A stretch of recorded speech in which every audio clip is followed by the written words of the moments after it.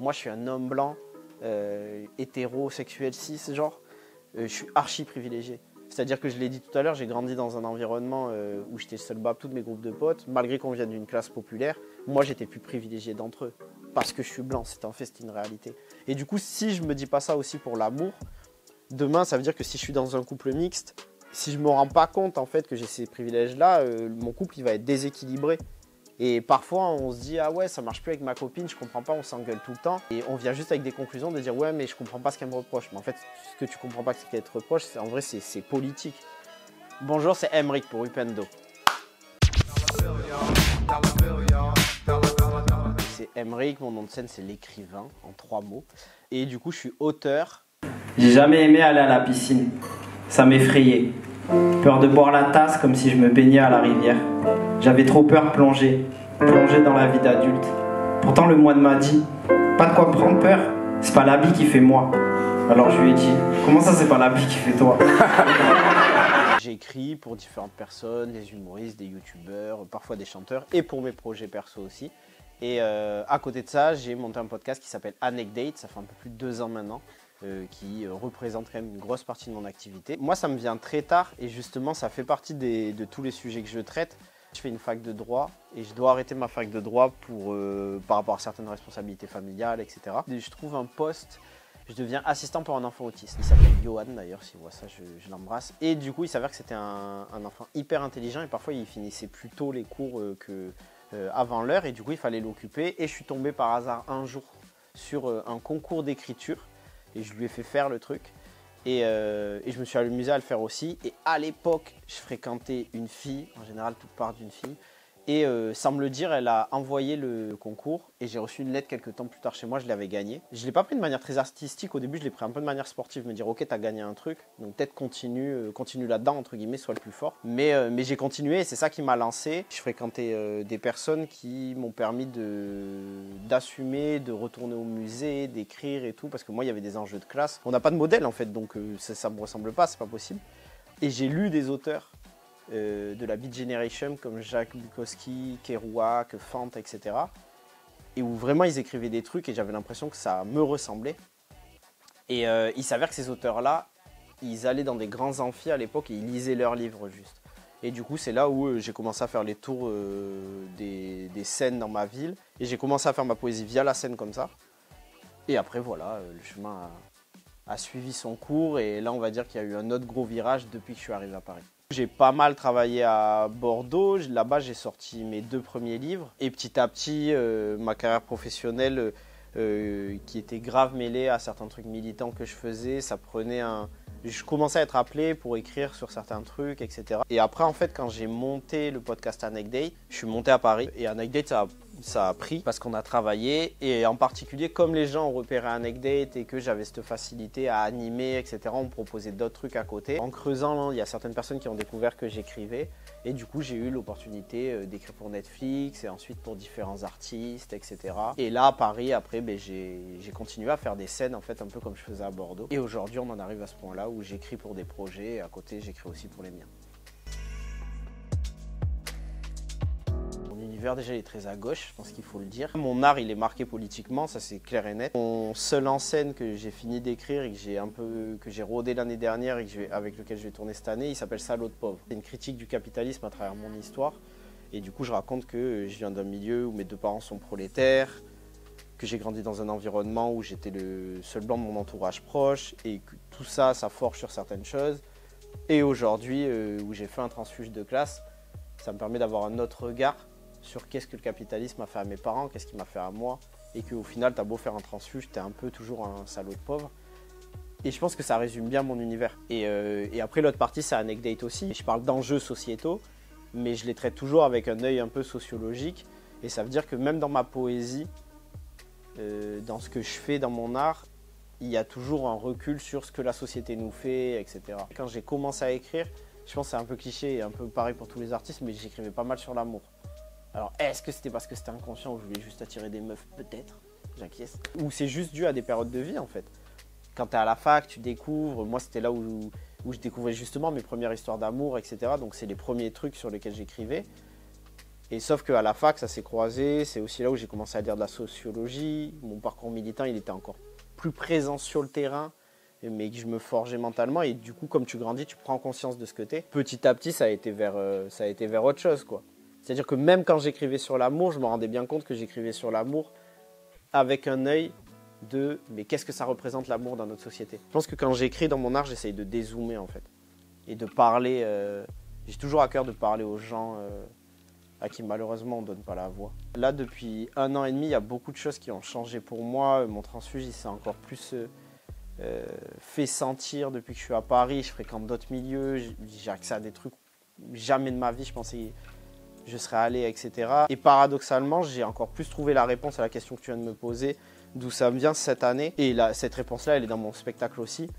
Parce que grosso modo, sans spoiler, le vrai salaud de pauvre, c'est mon père. Et si je suis comme ça, d'où ça me vient, pendant longtemps, j'arrivais pas à l'identifier, mais en vrai, ça vient de mon père. Tu peux pas demander à quelqu'un qui est engagé par des trucs et juste il est là comme ça. Il y a Mac Taylor qui avait une chanson qui était produite de mon environnement, et c'est vraiment ça, t'es un produit de ton environnement. Et moi, mon environnement, il a été que j'ai d'un côté une mère qui est archi silencieuse, elle va te dire qu'elle est apolitique, etc. Mais juste de par sa présence, elle n'a pas eu besoin de me dire qu'elle était féministe pour me faire comprendre qu'elle était féministe et comment on devait respecter une femme. Et de l'autre côté, j'ai mon daron qui est, avec mes potes, on l'appelle CGT Man. Moi, j'ai grandi avec mon père, bras croisés, devant le JT de TF1, qui insultait Nicolas Sarkozy. Je pense que je peux le dire, il y a prescription. Il ne prendra pas de procès, mais de ça, ou avec cette conscience de la lutte ouvrière, en fait, de ce que c'était. Et ça te germe. C'est-à-dire que moi, ma première manif, je l'ai faite en 4e, je me souviens, c'était une manif pour la Palestine. Et pareil, à l'époque, tu te dis d'où ça me vient et tout. Certes, il y a mes copains, j'entends des trucs ou quoi, mais en tout cas, la fibre de te dire ça, c'est pas normal. Et tu ne vis pas que pour toi tout seul, tu vis pour les autres autour et il faut faire force collective. Ça, je pense que ça vient de mon père. J'ai jamais rencontré ses collègues quand j'étais petit, mais je connaissais le nom de ses collègues. Parce que je connaissais le nom de ses collègues quand ça organisait les grèves, quand ci, quand ça et tout.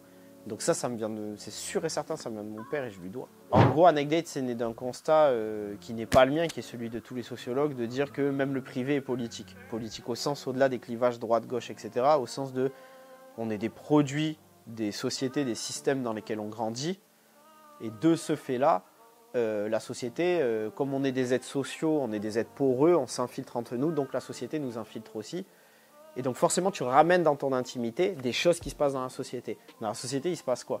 Il se passe le racisme, il se passe le patriarcat, il se passe la culture du viol, il se passe le rapport au capitalisme aussi, donc les choses entre les classes sociales. Et tout ça, c'est présent dans ton couple. Mais parce qu'on a été éduqué, et c'est pas une critique, c'est un fait, et on est tous touchés par ça, parce qu'on a été éduqué par des films d'amour, par une iconographie qui nous dit tu rencontres, tu as un coup de foudre, tu cours après l'avion, tu rejoins ta copine, etc. Que c'est juste ça l'amour. On ne se penche pas sur tout le reste. Alors attention, mon discours, il n'est pas de dire il faut devenir archi sérieux, il n'y a que ça. Bien entendu qu'il y a plein de trucs où il faut se laisser aller, où l'amour c'est autre chose, ce n'est pas que politique. Il y a aussi beaucoup de magie et c'est magnifique, mais c'est impossible dans la société d'aujourd'hui d'aborder l'amour sans avoir un recul sur ce que ça représente sociétalement, et encore plus quand tu es privilégié. Moi, je suis un homme blanc, hétérosexuel, cis, genre, je suis archi privilégié. C'est-à-dire que je l'ai dit tout à l'heure, j'ai grandi dans un environnement où j'étais seul bas, tous mes groupes de potes, malgré qu'on vienne d'une classe populaire, moi j'étais plus privilégié d'entre eux, parce que je suis blanc, c'est un fait, c'est une réalité. Et du coup, si je me dis pas ça aussi pour l'amour, demain, ça veut dire que si je suis dans un couple mixte, si je me rends pas compte en fait que j'ai ces privilèges-là, mon couple il va être déséquilibré. Et parfois on se dit ah ouais ça marche plus avec ma copine, je comprends pas, on s'engueule tout le temps. Et on vient juste avec des conclusions de dire ouais mais je comprends pas ce qu'elle me reproche. Mais en fait ce que tu comprends pas ce qu'elle te reproche, en vrai c'est politique. C'est politique au sens de ça a à voir avec ces rouages-là. Et du coup Anecdate c'est né de ça. Et je me suis dit en fait parlons entre nous.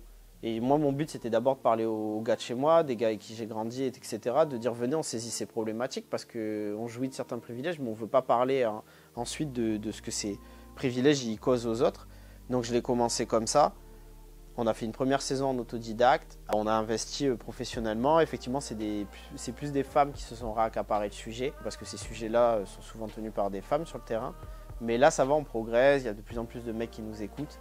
Et on essaye en gros de créer dans chaque épisode une espèce de petite boîte à outils sociologique où ensuite tu puisses t'en resservir pour regarder tes relations autrement et, comme le dit le slogan du podcast, pour essayer de s'aimer mieux. Tu sais, hier, je regardais une vidéo que je recommande à tout le monde où c'est Jean-Luc Mélenchon qui est sur le Zawa Show et qui parle pendant plus d'1h30. Et à un moment donné, il raconte que lui, après la dernière élection présidentielle, il s'est dit bon ben qu'est-ce que je fais, tu vois, parce que j'ai l'impression qu'il rappelait le mythe de Sisyphe. Le mythe de Sisyphe, c'est le mec qui monte en haut de la montagne, qui pousse la boule, qui retombe et qui le refait sans cesse.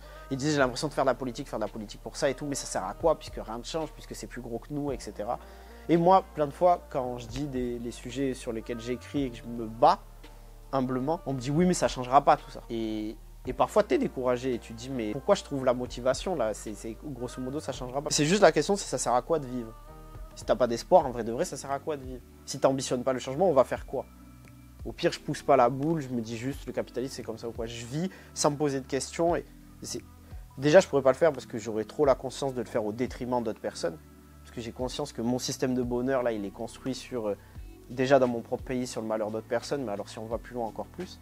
Donc moi c'est juste mon sens de la vie, je pense c'est d'essayer d'être bienveillant et donc d'essayer de faire mieux dans le sens pour mon prochain. T'as vu, si je fais pas ça à l'autre pauvre, ça veut dire il y a des gens comme mes parents, ils meurent dans l'indifférence. Si mes parents, qui sont 2 personnes blanches, meurent dans l'indifférence, on n'ose pas imaginer ce que d'autres... Si, en fait, quand je fais ça à l'autre pauvre, je le fais aussi pour mes russes qui veulent porter un hijab où elles veulent, d'autres personnes discriminées, la personne trans discriminée, tout en fait. Quand j'étais plus jeune, je veux dire, je pense que je t'aurais dit, j'étais surtout énervé, genre j'avais le démon contre des personnes. Je pense que j'ai basculé, tu peux pas être animé juste par le fait d'avoir de l'aigreur, d'être énervé ou quoi, faut juste ambitionner l'espoir. Il y a une citation de Christiane Taubira que j'aime beaucoup qui dit « Pour les âmes vaillantes, l'utopie n'a que quelques années d'avance ». Et moi, c'est ça qui m'anime. Tu peux pas vivre sans avoir d'espoir, tu peux pas être de gauche sans avoir d'espoir, c'est pas possible. Donc c'est l'espoir. Mon daron, je lui dis pas assez en plus.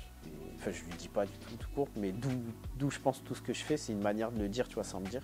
Je pense que les gens qui m'inspirent, moi j'ai trop de respect pour... je répète souvent que j'ai grave de respect pour l'institution qu'est la fac. Parce que moi, à la fac, je me suis forgé de fou. Déjà, j'ai grave de respect pour tous les gens qui font des thèses, de manière générale, mais alors ceux qui font des thèses dans la sociologie et tout, j'ai grave de respect pour les gens qui se lèvent, qui ont des questions et qui vont les chercher. Et parfois, ils font des travaux monstres pour décrypter notre société. Et ça reste un peu enclavé, donc j'essaye moi de les reprendre et d'en faire quelque chose dans un Anecdate et tout.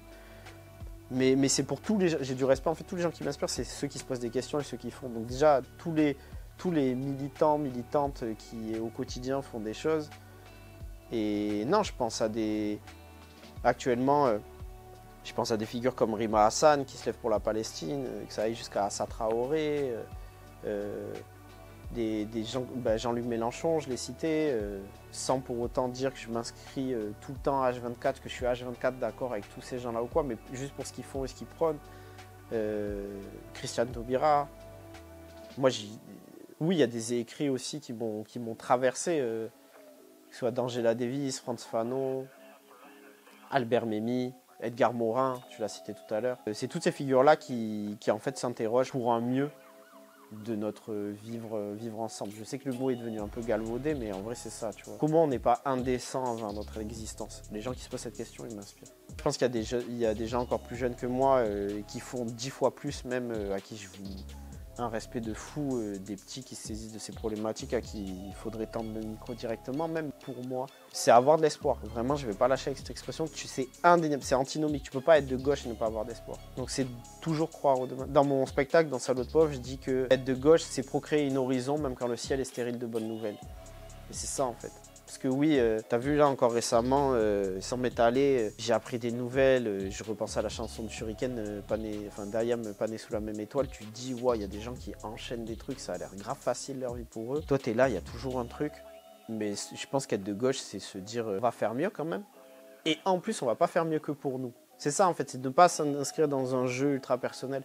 C'est le fait de penser à une entité, de savoir que pour que t'aies un jeu qui soit solide, en vrai tu dépends du nous qui nous unit et que de ce fait là il faut que tu y penses. Donc être de jeune et de gauche aujourd'hui, c'est lutter, c'est dur parce que il y a des nouvelles pas faciles et on voit comment notre pays il dérive un peu, mais c'est y croire. Là on va lancer la saison 3 d'Anecdate où il y a quelques surprises, notamment au niveau du format. Jusqu'ici c'était un podcast où on échangeait. Cette partie-là va demeurer dans Anecdate, mais il y aura d'autres surprises autour. Donc le format d'épisode va un peu changer. J'ai mon spectacle Salaud de pauvre et donc sur mon Instagram, l'écrivain en 3 mots, vous pouvez suivre où je le fais sur différentes scènes. Petit exclu, c'est le premier média dans lequel je dis.